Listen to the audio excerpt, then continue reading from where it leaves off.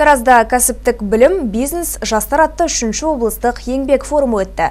Айқын мақсаты әдеттегідей жұмыс беруші серіктестермен арақатынастарды нығайту. Баршаға арналған тегін кәсіптік техникалық білім беру жүйесін нақтылау.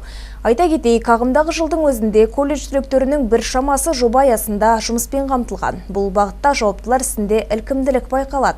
Яғни бұл білім ордалары мен өндіріс орындары қоян қолтық байланыста деген сөз. Толығырақ форумға қатысып қайтқан әріптесім Нұрлан Әбдікәрім әңгімелейді. Қазақ еңбекке бейім халық. Өткені өткен ғасырлардағы ұлы адамдар жер асты және жер үсті байлықтарын тиімді пайдаланған. Яғни қазіргі өндіріс ошақтарының сол дәуірде-ақ алғашқы қадамы басталған. Президент Қасым-Жомарт Кемелұлы айтқандай, ел қаржысы экономика және әлеуметтік бағытта қолданылса, Қазақстанның көші алда жүреді. Сөзді тілге тиек еткен Сұлушаш Құрманбекова форумға қатысқан жастарға тұңғыш елбасы Нұрсұлтан Назарбаевтың жүріп өткен жолын үлгі етті. Бүгінгі күні жалпы облыстағы барлық колледждерде оқитын жастардың 50% осы мемлекеттік тапсырыспен оқуда. 201 әлеуметтік серіктес бар екен. 1000-нан аса кәсіпорындар менен ірі өндіріс орындарымен мемлекеттік мекемелермен байланыс жасапты.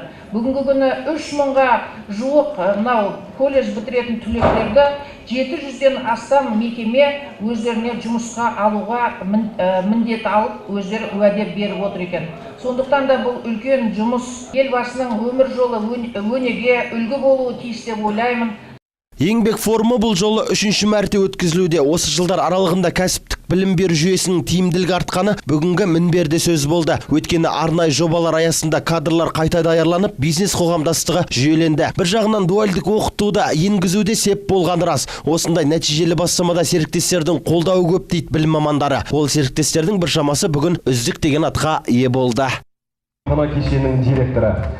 Және де дәл Бұл жолғы форумда әдеттегідей біршама колледж жастарына жағымды жаңалықтың жаршысы болды. Өйткені әлеуметтік серіктестер студенттерге арнайы стипендия табыстады. Сұранысқа ие мамандықтарды даярлау аймақтың басты бағыты екені рас. Мамандардың айтуынша жастардың басым бөлігі шаруаға бейім көрінеді. Есесіне өңіріміз ауыл шаруашылығына тың серпін беріп жатқан шақ қазір.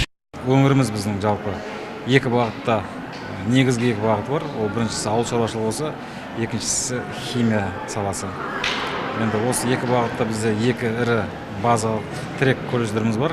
Маусым айында аяқтап диплом алған біздің балаларымыздың 60% жұмыспен қамтылып қойды, нақты жұмыспен. Жаңағы аударылмаған, зейнетақысы ашылмаған түлектердің 90% жақындап қалды жұмыспен қамтылған.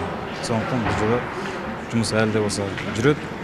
Форум соңында ынтымақтастықты нығайту мақсатында 3 жақты меморандумға қол қойылды. Бұл алдағы уақытта да жастарды жұмыспен қамту мәселесінің толықтай түйіні тарқатылады деген сөз. Нұрлан Әбдікәрім, Шыңғысхан Кеңесхан, Жетет Ньюс.